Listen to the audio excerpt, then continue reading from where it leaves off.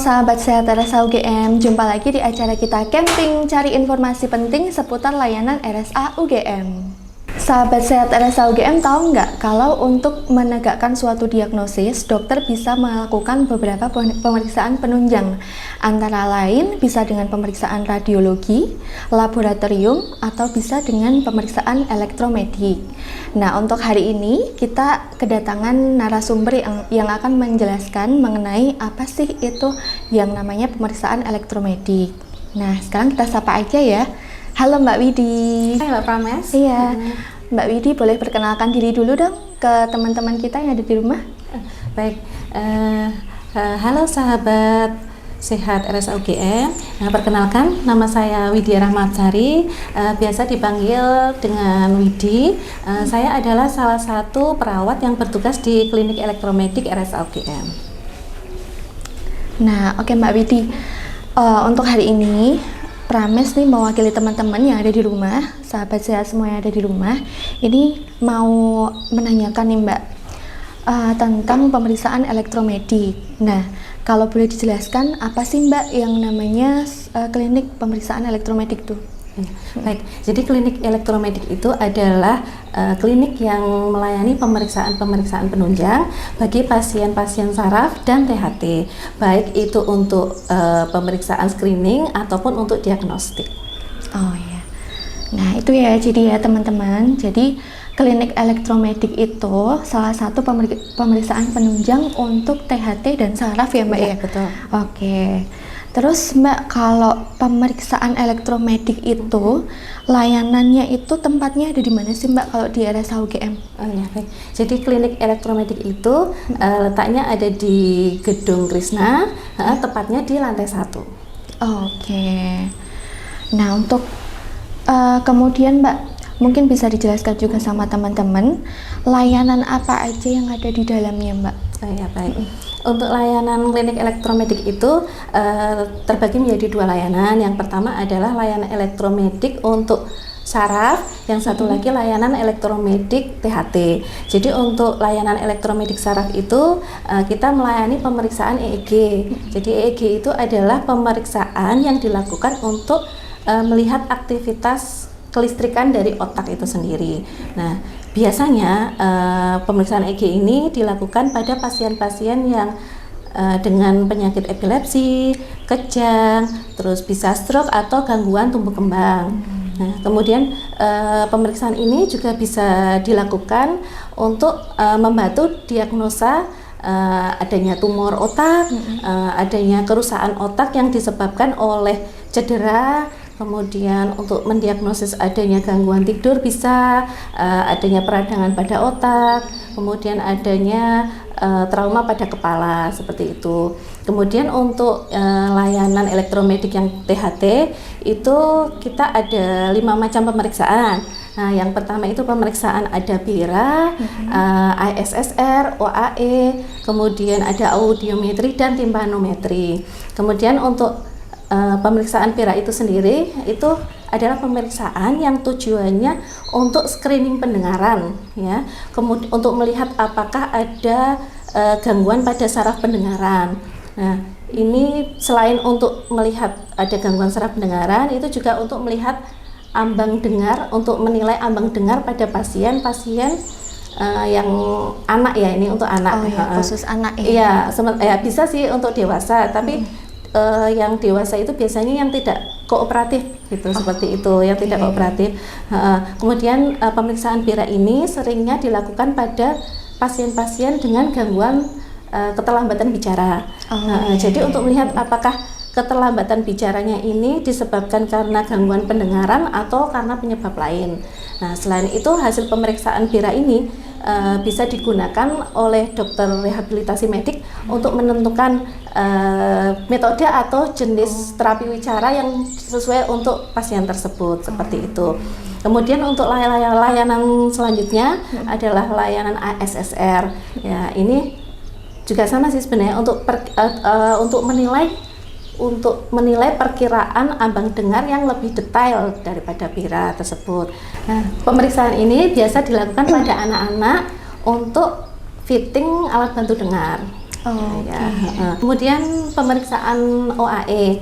Nah, pemeriksaan ini untuk memeriksa fungsi dari rumah siput atau koklea. Nah, koklea ini adalah bagian dari telinga yang dia berfungsi untuk merubah gelombang suara menjadi impuls saraf yang nantinya akan disalurkan oleh saraf-saraf pendengaran menuju ke otak, seperti itu. Untuk OAE ini ada dua macam. Yang pertama adalah OAE dengan 6 frekuensi atau OAE biasa. Yang kedua adalah OAE dengan 12 frekuensi atau OAE high noise. Untuk yang 6 frekuensi atau OAE biasa itu biasanya dilakukan untuk screening pada bayi yang baru lahir. Oh, bisa juga ya, Mbak? Iya, memang untuk yang bisa dilakukan untuk bayi baru lahir. Nah, itu soalnya kan kalau untuk bayi itu kan gangguan pendengaran itu kan sulit dideteksi ya sejak awal ya. Jadi padahal gangguan pada pendengaran pada bayi baru lahir tersebut itu bisa menyebabkan gangguan pada kemampuan bicara, bahasa, kognitif, bahkan emosional maupun sosial nanti ke depannya pastinya. Seperti itu. Kemudian untuk OAE yang 12 frekuensi atau OAE high noise itu untuk melihat apakah ada gangguan di frekuensi tertentu, terutama di nada yang tinggi. Nah, biasanya pemeriksaan ini dilakukan pada pasien-pasien yang mengalami tinnitus atau telinga berdenging. Nah, iya betul. Tapi ini hanya bisa dilakukan untuk pasien-pasien dewasa atau lansia yang dia kooperatif seperti itu. Kemudian selanjutnya adalah pemeriksaan audiometri ya.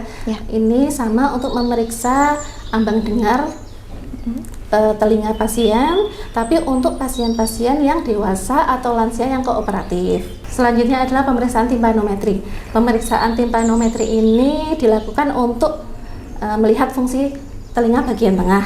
Nah, jadi nanti bisa membantu untuk menilai apakah di telinga bagian tengah ini apakah ada cairan atau apakah ada kekakuan pada tulang-tulang pendengaran, ataupun bisa untuk melihat adanya tekanan negatif di telinga tengah. Oh ya, jadi banyak banget ya Mbak ya pemeriksaan yang bisa dilakukan ya Mbak.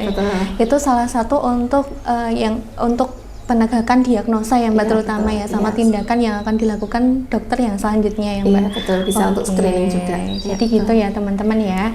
Jadi untuk banyak sekali yang manfaatnya yang bisa dilakukan dari pemeriksaan penunjang yang dilakukan di elektromedik gitu ya. Kemudian Mbak, untuk dokter yang terlibat di pemeriksaan elektromedik yang mungkin yang memberikan ini ya Mbak, instruksi penunjang dan lain-lain, itu biasanya dokter yang terlibat itu dokter apa ya Mbak? Jadi untuk yang terlibat itu biasanya yang mengirim ke pemeriksaan elektromedik ini biasanya kan dokter anak, ada dokter THT ataupun dokter syaraf. Kemudian nanti yang akan memeriksa atau untuk membaca hasil itu biasanya untuk pemeriksaan saraf itu tentu saja dokter saraf dan dokter saraf anak. Kemudian untuk yang pelayanan elektromedik yang THT nanti akan ada dokter spesialis THT. Oke, jadi saraf anak sama THT ya Mbak, betul, yang biasanya ini ya. Ya, yang biasanya terlibat. Oke. Nah, kemudian untuk pendaftarannya bagi pasien yang akan melakukan pemeriksaan elektromedik itu bisa umum dan BPJS juga kan ya Mbak? Iya betul, bisa umum dan BPJS. Untuk pendaftarannya sendiri atau untuk prosedur melakukan untuk pemeriksaannya sendiri itu gimana Mbak? Kalau prosedurnya dari awal, dari poli misalkan gitu. Baik, jadi untuk pemeriksaan EEG, BIRA, ASSR itu jadi harus ada rekomendasi atau pengantar tindakan dulu dari dokter saraf, anak ataupun THT. Nanti kalau sudah ada pengantar tindakan, nanti pasien akan harus mendaftar dulu atau maksudnya melakukan penjadwalan dulu di klinik elektromedik. Saat penjadwalan tersebut, pasien nanti akan dijelaskan sama petugasnya terkait persiapan-persiapan yang harus dilakukan. Ya, soalnya persiapannya agak banyak. Misalnya pada pasien-pasien yang dia tidak kooperatif, tentu saja memerlukan obat tidur atau obat sedasi gitu kan. Pasien yang membutuhkan obat tidur tersebut harus dalam kondisi yang fit. Jadi tidak boleh batuk, tidak boleh demam, tidak boleh pilek. Kemudian harus mengurangi waktu tidur juga gitu, seperti itu. Kemudian untuk pasien EEG itu persiapannya harus keramas bersih dulu, karena kalau kan nanti kan ditempel di kepala, di kulit kepala. Jadi kalau nggak bersih betul nanti mempengaruhi hasil gambarannya. Jadi nanti akan keriting seperti itu. Kemudian untuk pasien BIRA itu 2 minggu sebelum pemeriksaan harus melakukan pemeriksaan dulu ke pemeriksaan telinga, maksud saya ke dokter spesialis THT. Jadi nanti akan dibersihkan dahulu, karena kalau telinga dalam kondisi kotor itu biasanya akan mengganggu pemeriksaan sehingga nanti hasilnya akan tidak valid seperti itu. Kemudian untuk pasien BPJS tetap harus ada rujukan dari vaskes sebelumnya, baik itu tertuju ke dokter saraf, dokter anak ataupun THT. Nanti setelah pasien terjadwal, pasien nanti datang di hari pemeriksaan itu tetap harus mendaftar dulu ya dengan rujukan tersebut, ditambah dengan pengantar rujukan dari dokter yang minta pemeriksaan tersebut. Ya, seperti itu. Kemudian untuk pemeriksaan OAE, audiometri dan timpanometri itu biasanya bisa dilakukan langsung setelah pasien mendapatkan pengantar dari dokter THT.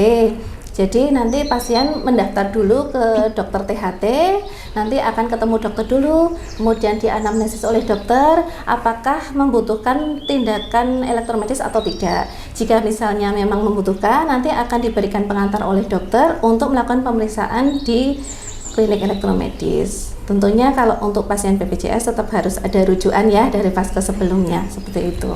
Oh iya, oke. Berarti kalau untuk yang bisa langsung dilakukan itu audiometri dan timpanometri ya, Mbak? Serta OAE juga bisa. Oke, gitu. Nah, tadi itu ya teman-teman ya penjelasan mengenai gimana sih caranya untuk pendaftarannya untuk pasien umum maupun BPJS. Nah, kemudian nih Mbak, untuk jam pelayanannya sendiri untuk klinik elektromedis itu jam berapa dan harinya apa aja? Oke, baik. Untuk penjadwalan EEG BIRA itu nanti biasanya kita membuka pelayanan dari hari Senin sampai Jumat jam 8 sampai jam 14. Itu untuk penjadwalan ya, penjadwalan. Kemudian untuk EEG sendiri biasanya kita lakukan hari Senin sampai Jumat juga dari jam 8 sampai jam 16 biasanya. Nah, kemudian untuk yang BIRA dari pagi juga dari jam 8 biasanya sampai sekitar jam 2-an gitu. Kemudian untuk pemeriksaan OAE, audiometri maupun timpanometri biasanya nanti menyesuaikan jadwal praktek dokter THT-nya. Oke, jadi itu ya teman-teman ya untuk jadwal, terus cara pendaftarannya juga, layanan yang ada di klinik elektromedik. Nah, ini selanjutnya Mbak, buat teman-teman nih yang RSA UGM berarti nggak usah khawatir ya Mbak ya. Kalau misalkan pemeriksaan saraf, THT, di sini juga pemeriksaan penunjangnya udah lengkap juga ya Mbak ya untuk menegakkan diagnosa. Jadi untuk teman-teman yang ada di rumah yang mau memeriksakan, mau keluarga, diri sendiri atau anak-anak mungkin udah nggak perlu khawatir lagi. Nah, selanjutnya Mbak, untuk pesan-pesan aja nih buat teman-teman di rumah untuk yang mau periksa di RSA UGM, mungkin ada pesannya Mbak? Ya, jadi pesan saya ya sahabat sehat RSA UGM, jika ada keluarga ataupun ada saudara yang terutama anak-anak ya yang mengalami misalnya kejang terus tidak berespon terhadap suara, ada keterlambatan atau kemampuan bicaranya itu tidak sesuai dengan usianya, itu mohon segera untuk dilakukan atau pemeriksaan gitu. Jadi deteksi dini memungkinkan untuk intervensi dan penanganan yang lebih efektif. Oke teman-teman, jadi deteksi dini itu penting banget ya Mbak ya, untuk kelanjutannya ya Mbak, seperti apa tindakannya gitu. Nah untuk teman-teman kalau gitu cukup sekian ya untuk acara camping hari ini. Kita udah banyak tahu mengenai pemeriksaan penunjang yang ada di RSA UGM, terutama pemeriksaan elektromedik, jadi udah nggak perlu khawatir lagi. Kalau misalkan sekalian mau periksa, bisa langsung ke RSA UGM aja gitu ya. Sampai jumpa di acara camping selanjutnya. Prames dan Mbak Widi pamit dulu, undur diri. Dadah.